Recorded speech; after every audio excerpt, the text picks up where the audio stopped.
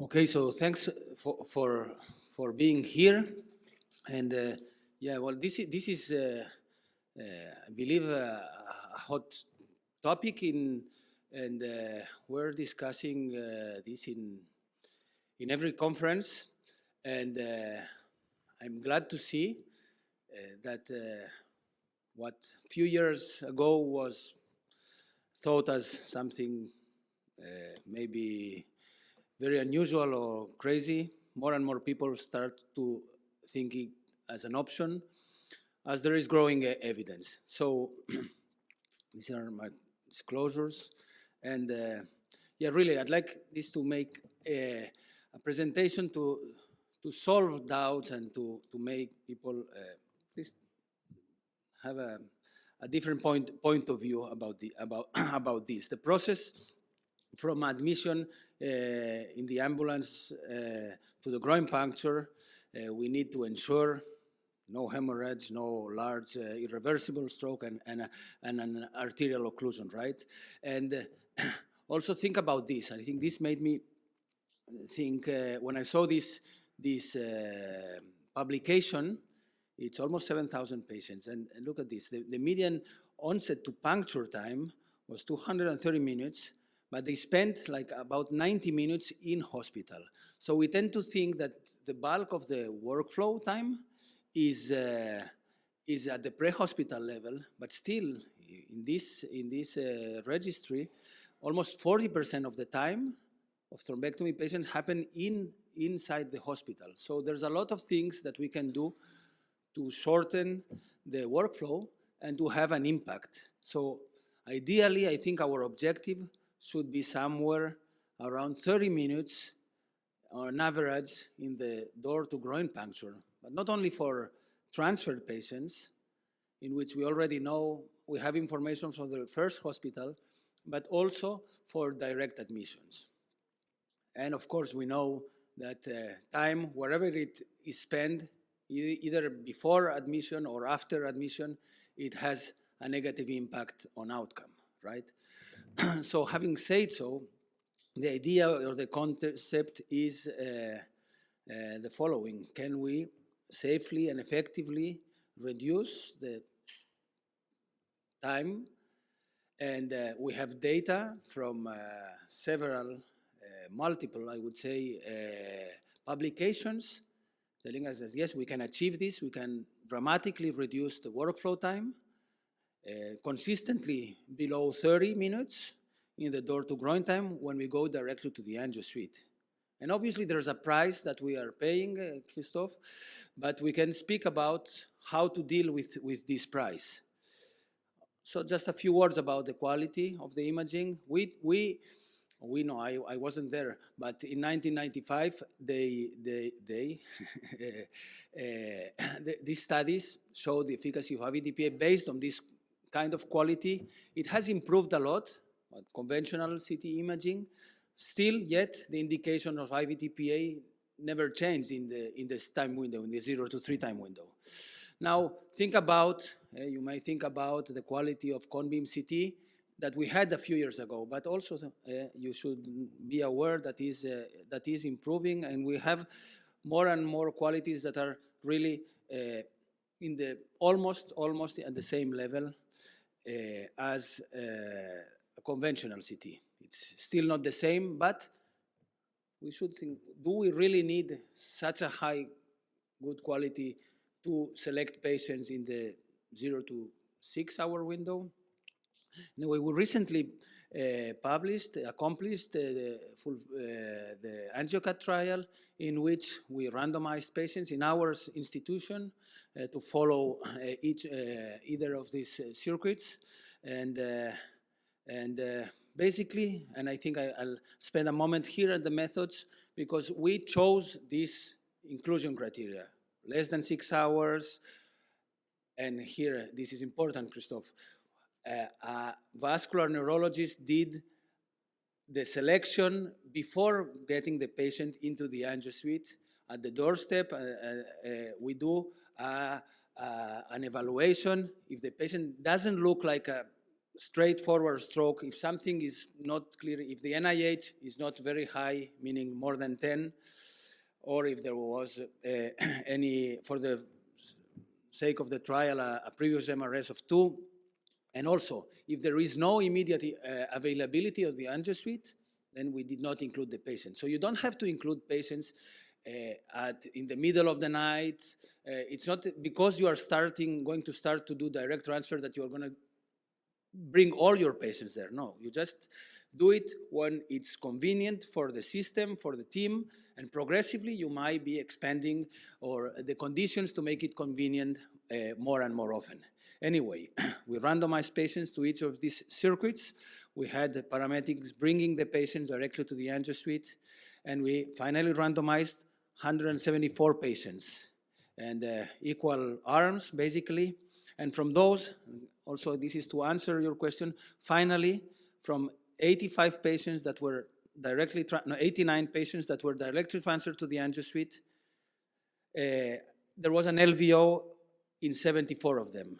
So here you have the rate, with this criteria, the rate of patients that were transferred and did not receive an endovascular treatment. The remaining 74, all of them had a mechanical thrombectomy. So it's about 15–20%. If you want to reduce it even more, you can play even more with the inclusion criteria. You raise your NIH to 10, or so there are ways to even reduce this even more. Anyway, the large. So this is the rate of transfer to the primary. This is also important. The more primary admissions you have, the less patients with a previous CT scan at the previous, so the higher chances that may have an hemorrhage. So if you want to make sure that you don't bring in hemorrhages, you can start only by bringing in transferred patients.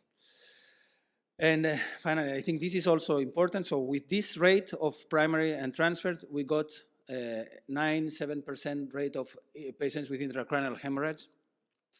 And as I said before, 85% had a large vessel occlusion.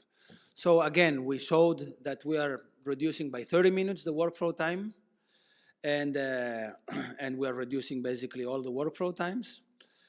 And also an important thing that I want to mention is this.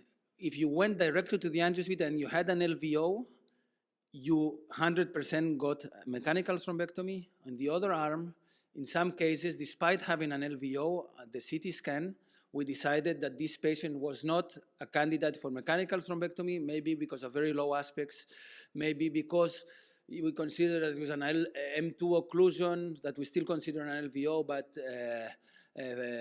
yeah, we decided not to treat. So there's another source of possible causes to make a difference in outcome. More patients receive endovascular treatment if they go straight to the Angio Suite. And shorter outcomes benefited non-significantly direct transfer to Angio Suite, but the shift analysis of the MRS of 90 days showed a clear benefit. And this is why we stopped the trial after a pre-planned interim analysis. Anyway, we understand that we have a highly coordinated center, and in order to make our results reproducible, we are launching, and we launched a couple of months ago in July, multi-center randomized clinical trial. And we already started including patients. We target to include more than 500 patients in 16 centers around the world in 3 different continents. Hopefully we can achieve this over the next 2 years. And yeah, the design of the trial is, as you can imagine, patients with this criteria, less than 6 hours, NIH greater than 10, are being randomized. In many centers, we have the possibility to waive informed consent or deferred consent, and this helps a lot, because otherwise the process of obtaining the informed consent takes a while. But anyway, then we're going to compare outcomes and safety in this population. 2 examples. So this is a patient that we included, in which he was allocated to conventional imaging. It took us a door to groin of 40 minutes, which I think is remarkably low. Remember that we only include a patient when all the team is in place. The Angio Suite is, we need to ensure that before we know the allocation that he could go directly to the Angio Suite. So in this case, it took us 40 minutes going through the conventional imaging, which is, I think, quite low. Still, this other patient that was allocated directly to the Angio Suite, we managed to have a very low door to groin puncture of 11 minutes. And so we are still generating a 30 minutes gap between the groups, and we think here relies most of the treatment effect. Finally, here's the quality of one of the last patients that we included. You can see that, yeah, with no doubt, you could find a hemorrhage causing an NIH greater than 10 or large hypodensity. So I think the quality is good enough to take decisions at this point. And yeah, that's to thank the participating sites and to, yeah, I hope we can do it within 2 years. Thanks for your attention.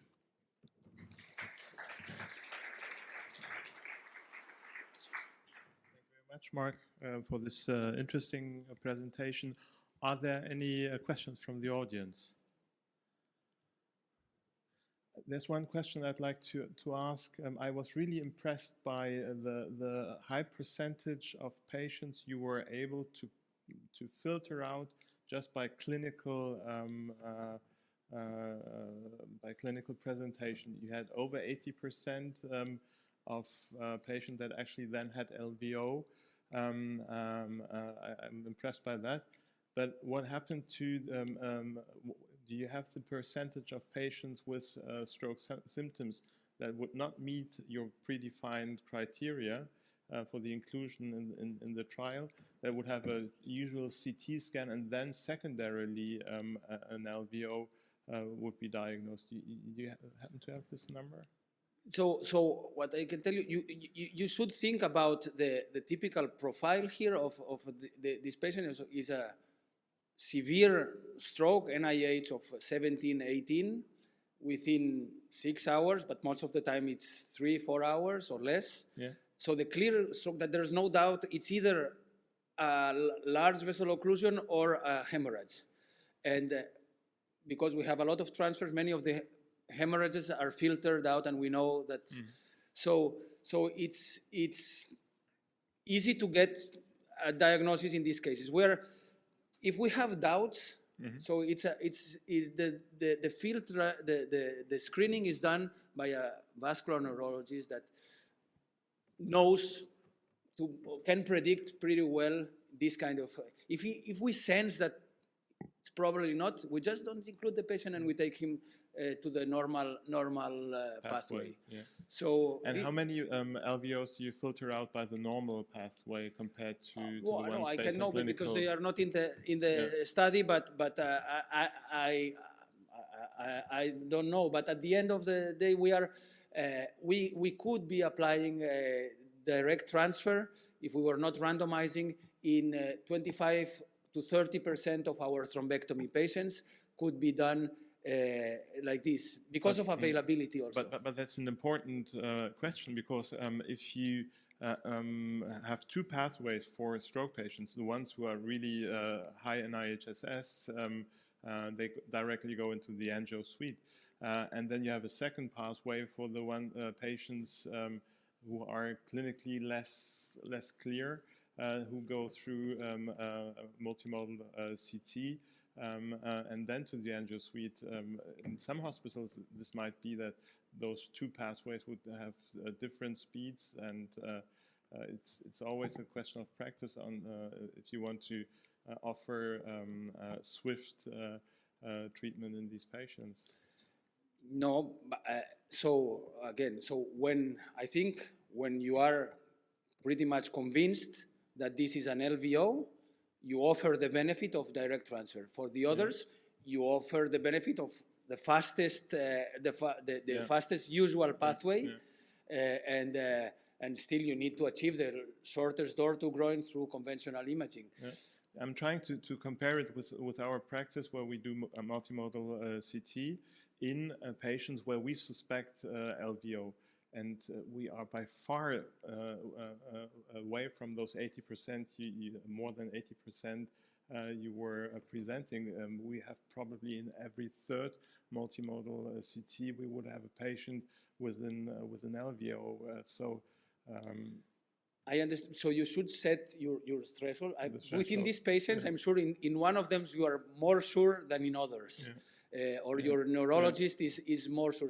So you start by selecting those in which you are really sure that this is either an LVO or an hemorrhage, and you can get to these rates of LVO prediction. Yeah. Are there any questions? There's a question from the audience. With this technique, you can do accurate aspect for the patient, for your patient. I see the picture is not.